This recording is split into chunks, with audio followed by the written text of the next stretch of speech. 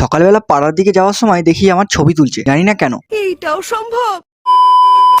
আগের দিনের মতো আজও চলে গিয়েছিলাম মায়ের সঙ্গে জল আনতে, আর জল আনতে গিয়েই দেখি এই জেসিবিটাকে, যেটা আগের বার এই পুকুরটায় মাটি কাটতে এসে মাটিতে বসে গিয়েছিল, আর সেইটাকে তোলার জন্য অনেক কটা গাড়ি আনতে হয়েছিল। জল ভরা শেষ হয়ে গেলে আমি চলে এসেছিলাম বাড়ি। এরপর কাজের সাইডে এরপর কাজের সাইডে যাওয়ার সময় ভ্যানটাকে আমি স্টার্ট দিয়ে দিচ্ছিলাম।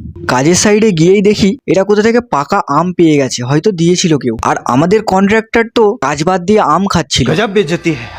ছাড়া ওসব কথা বাদ দাও, তোমরা কিন্তু এখন আমার ভিডিওটাকে লাইক আর চ্যানেলটা সাবস্ক্রাইব করোনি। ছাড়া ওসব কথা বাদ দাও। এরপর সবাই মিলে তাড়াতাড়ি করে কাজ কমপ্লিট করে, সবাই মিলে মানে এ তো ডান্স করছিল শুধু। সরি। কাজ শেষ করে সবাই তো বাড়ি আসে, আর আমরা যাই অন্যের গাছের ফল পাড়তে। আর এই ছেলেটা কোথা থেকে এতগুলো আম পেয়েছে জানি না, দেখছি প্যাকেটে করে নিয়ে যাচ্ছিল। আমি চাইলাম বলে আমাকে একটা দিল। এরপর কাজ শেষ করে সন্ধ্যেবেলা কৃষ্ণেন্দু আর ছোটদার সঙ্গে আমি যাচ্ছিলাম একটু NH2, আর সেখানে গিয়ে দেখি পাশে একটা বোর্ডে লেখা আছে নো অ্যালকোহল। मैं क्या करूं फिर, जॉब छोड़ दूं?